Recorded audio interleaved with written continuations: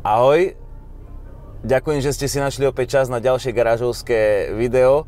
Keby ste sedeli so mnou v Toyote Hilux, tak možno počujete dedinský rozhlas v Selciach, ale ja sa pokúsim preniesť k vám domov atmosféru a skúsenosti, ktoré zažívam s Toyotou Hilux. Nevypočujeme si oznam, pretože ideme testovať G-Top a porovnávať dynamiku nového motora 2.8 s konkurenciou. To znamená, že dnes ráno som tu takto s meracím zariadením vyšiel za Selce, takto som tomuto vstúpil a takto si Toyota Hilux s 2.8 zrýchľovala a ja som zbieral dáta na porovnanie.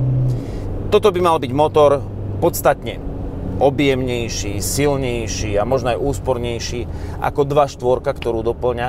Tá 2.4 má 150 koní, čo nie je málo, ale toto má 150 kW a 500 Nm. A Toyota tvrdí, že práve tento nový motor, objemnejší, by mal byť aj veľmi konkurencieschopný, čo sa týka dynamiky. Tak som si to porovnal. Mitsubishi L200 z jeho, dajme tomu 2.3, tu mal G-Top 2,9. Nebolo to bohvie čo, na rovine mal 9 sekúnd a tu vysoko cez 20, asi 26. No a Toyota Hilux, v ktorej práve sedíme, má G-Top 2.0, čiže je výrazne lepšia. Má aj lepšie časy, lepšie zrýchlenie, ale aj ten pomer je lepší. Čiže ak to zoberieme na porovnanie s L200, tak potom Hilux je na tom parádne. Samozrejme už nevie prekonať tú 3-litrovú V6 kategóriu, akú tu zadefinoval Jeep Gladiator. Ten je samozrejme drahší, má viac koní, viac kilowattov, viac newtonmetrov a ten mal G-Top 1,62. Ale áno, aj podľa toho, ako som jazdil, zdá sa mi s týmto motorom Hilux taký dynamickejší. Takže toto je splnené, ale mňa čaká plnenie ďalších úloh. Dohodol som si nejaké veci. Pozerám, že už teraz meškam, tak poďme na to. Ja som vám hovoril, že mám prácu a najradšej testujem pick-upy tak, že sú užitočné, sú v nejakej úlohe. A dnes máme pred sebou úlohu, pretože blíži sa nám podujatie Vertical Andrejcová, čo je beh do kopca na Andrejcovú. Je tu náročná cesta. Kolegom sa niečo pokazilo, tak Hilux to musí zachrániť. Maťo, zvládneme tú cestu? Myslím, že áno. Výborne. A zvládneme otvoriť túto roletu, ktorá by mala zniesť plošné zaťaženie 90 kg. Nemá sa na to stávať, takže nebudem riskovať. A ak sa pýtate, že čo keď náhodou to elektrické otváranie fungovať nebude, tak je tu verzia, že to odháčknete a môžete to urobiť manuálne. Ja som už bol niečo naložiť, toto mi dal Mišo, tak skúsme, no. Dajme tú malú bedničku plastovú, čiže budeme teraz hrať chvíľku také Tetris. Využijeme tu ani nie tak plochu korby, ktorá je tak 1,5 na 1,5 m. Tu sa nič nevyleje, hej? Nie. A ostatné, tak skúsime to na plochu, lebo ono to má 48 cm hĺbku, malo by to stáť. Tak počkaj, toto úplne to mám teraz vymyslené. A tá taška bude stáť. Dobre, Silvi? Dobre, daj cibulu. Tak toto zatisneme naspäť. Tak. Tak tá naša luxusná roleta ostáva otvorená a toto uvidíme, ako bude. Tak poďme hore. Nahlásiť na obecný úrad. A vy na akom aute chodíte hore väčšinou? Na Pajere. Staré rozbité Pajero.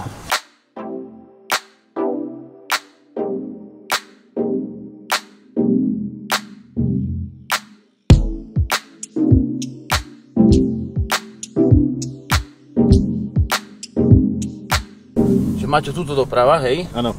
A potom? Potom hneď doľava. A to už je to strmšie? Strmo do kopca, áno. Dobre, tak to si dáme redukciu.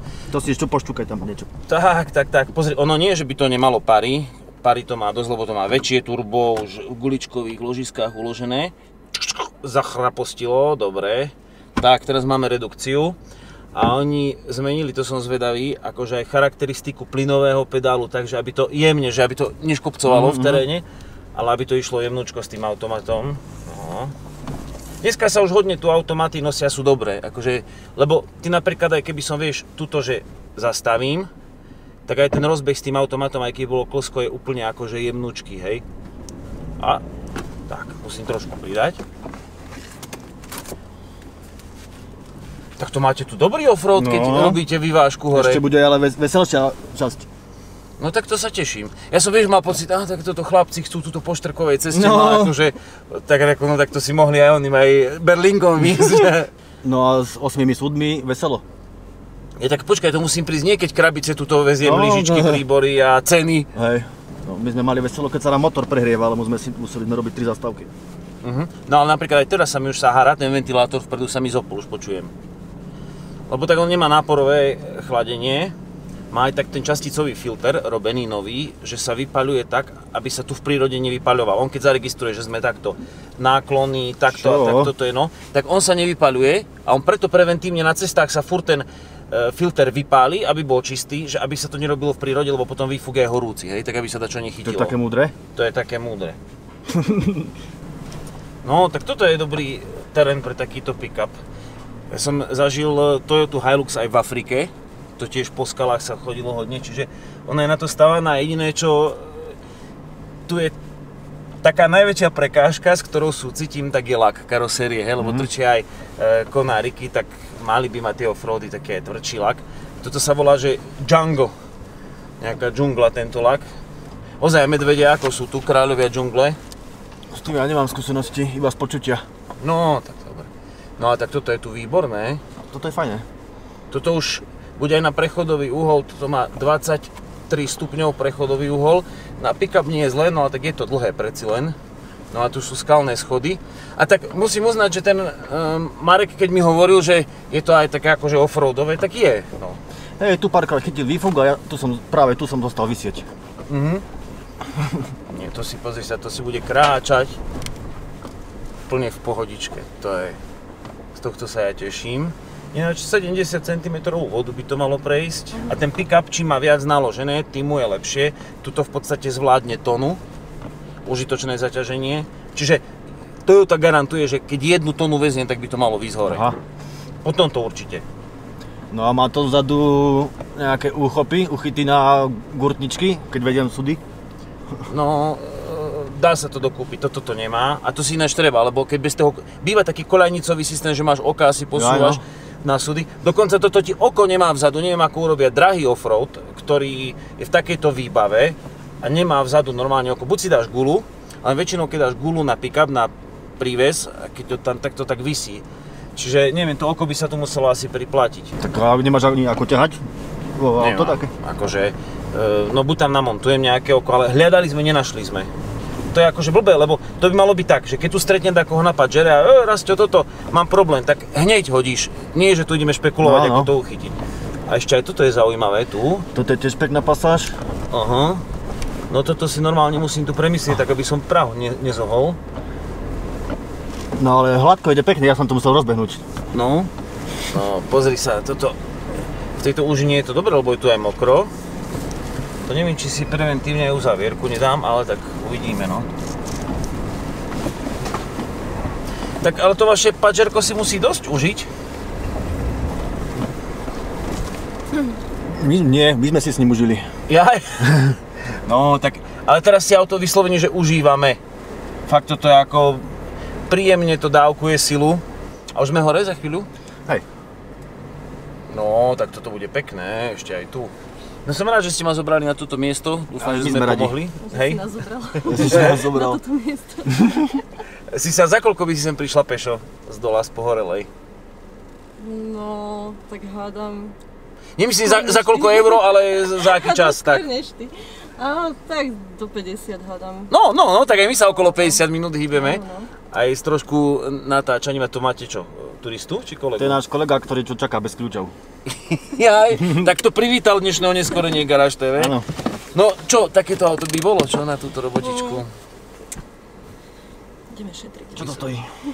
No, 52 s daňou to stojí v tejto top verzii, ale to je športka, Invincible a nová maska vpredu a taká. Takto, oni chceli spojiť tu, že ten pracovný pick-up, aby si to mohol ako offroad používať. Vieš, že zároveň to dokáže toto, že to vyjde sem a keď ideš do Bratislavy alebo niekde do Mníchova, tak sa tu cítiš fajn.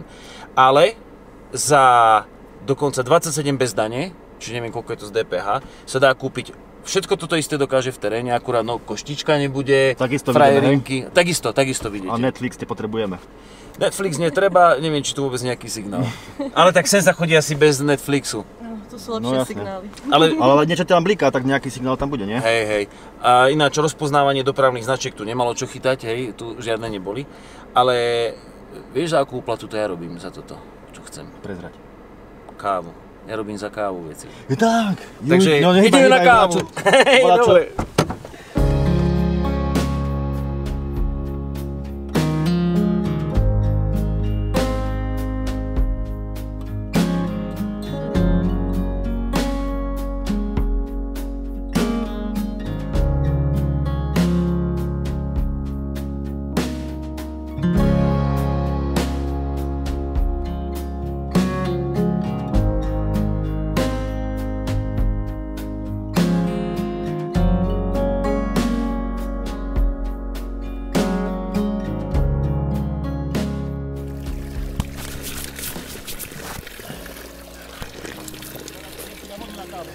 Výborne.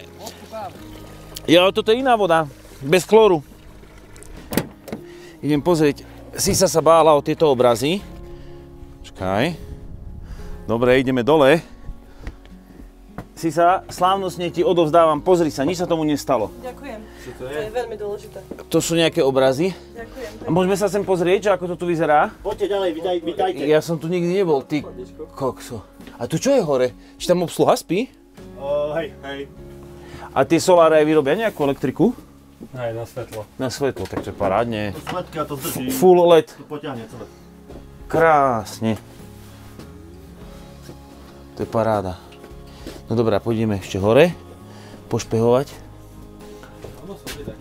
Ale pozri. Jak som prišiel v chate. Vidíš to? Správne.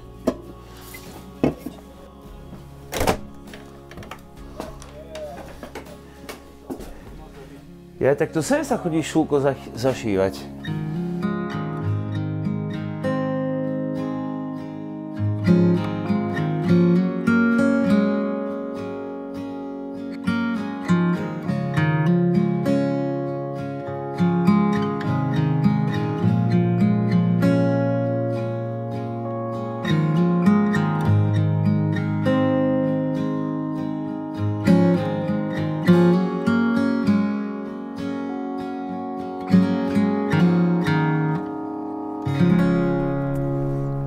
Pekné aj dole, tu mám taký strmší úsek, tak skúsim, ako to bude kráčať na jednotke, keď ju mám manuálne tam aj s redukciou.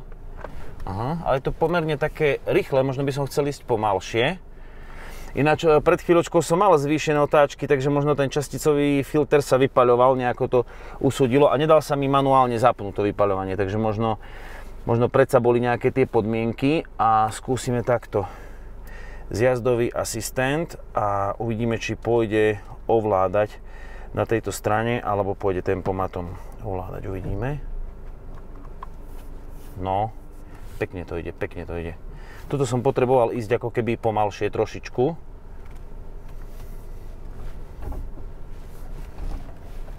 No teraz počujem jeho činnosť, ale necvaká to ako tie crowd kontroly v Land Cruisery, ale toto mi je také sympatické. Ťažko povedať, či je ešte možné vôbec vyľaďovať Hilux. On je hlavne do toho high, do toho noble vyladený, ale to, ako sa správa v teréne, je fajn. To už cítiť, že to je Hilux. No. Ešte tuto to bude pomedzi tie skaly zaujímavé. Ale som prekvapený, že zatiaľ mi tie prejazdové uhly stačili a je to taká náročnejšia cesta, ešte sa bojím dole okolo tej skaly. No ty môj dodo. Dokonca boli znížené aj voľnobežné otáčky, aby sa to držalo, tak to som zvedavý, ako to teraz podrží. Hlavne, aby sa tie kolesa odvaľovali tak, aby som sa nedostal do takej šikminy. To by bolo fajn. No, tu je zase úsek s veľkým U, tak využívam ten zjazdový asistent, dúfam, že to vyjde okolo tej skaly.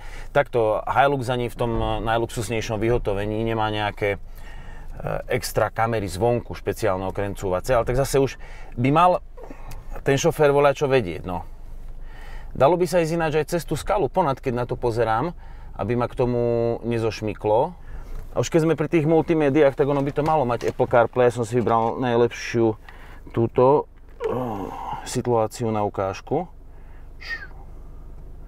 Po kábli hlásime sa. Apple CarPlay pripojené. A ešte som tu nebol ani raz. Bum.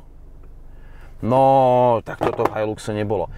OK, a teraz pôjdem takou stratégiou, že skúsim sa pozerať, ísť predkom čo najďalej a pozerať do zrkadla. No, asi sme z najhoršieho vonku. Citlivúčko sa ovláda Hilux, musím povedať, nádherne. To je také plynulé, aj do kopca ten motor, akože 500 Nm, takto si opiera a len pomaly pod 2000 otáčkami to začne vyvíjať zo seba tie newtonmetre a vrcholia. Čiže on nemusí ísť vyššie, ale je tu jedna vec, ktorá sa nejak nezlepšila s príchodom nového motora, to je spotreba. Ja neviem, či to bolo aj tým časticovým filtrom, ktorý sa vypaľoval, ale napríklad z Bratislavy sme šli tými diaľničnými rýchlosťami a vyšlo nám to na 11. A 8,1 to bolo na našom okruhu. Tam tých 8,1 je v podstate skoro to isté, čo má L200. Ale neviem, tá diaľničná spotreba mi prišla vysoká, už to má 10 000 km najazdených. Pritom ako komfortné to na diaľnici je a asi tichšie ako L200, keď si to tak v hlave porovnávam.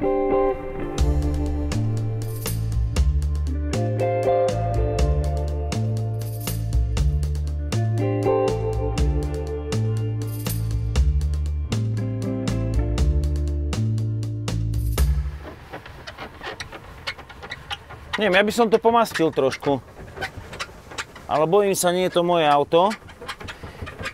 Ináč roleta je parádna, takto sa zasúva. Je to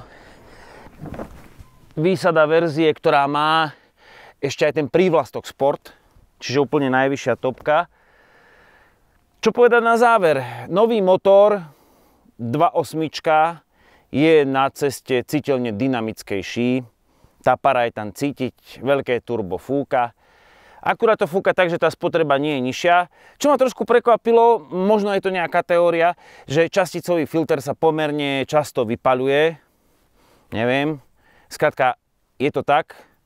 Ale čo je dobré, že modernizáciou, ktorá prišla a ktorá spočíva jednak aj v nejakej ekológii, a dajme tomu v doplnkoch, v skrášľovaní Hiluxu, aby bol ešte takým navoňanejším, luxusnejším, tak to nezabíja jeho pravú podstatu. Jednoducho v teréne sa s ním perfektne jazdí a z komfortu podvozka cítiť, že je to pracovné auto. Čiže Hilux ostal Hiluxom, akurát má tak teraz niečo naviac. To je celé. Čaute! Tak mi napadlo, ja som vám nespomenul, že ten horný športový rám, aj elektrický zámok na korbe, aj LED svetlá na korbe sú súčasťou tej najvyššej výbavy. Ale zároveň tá zadná bočnica otvárateľná je extrémne ťažká, môže sa stať, že vám vypadne z rúk, asi by sa aj zišli plynové spery, ale čo bolo extrémne dobré, tak JBL-ko v tom Hiluxe hrá. Čiže aj na dlhých cestách bubnuje to krásne. Čaute.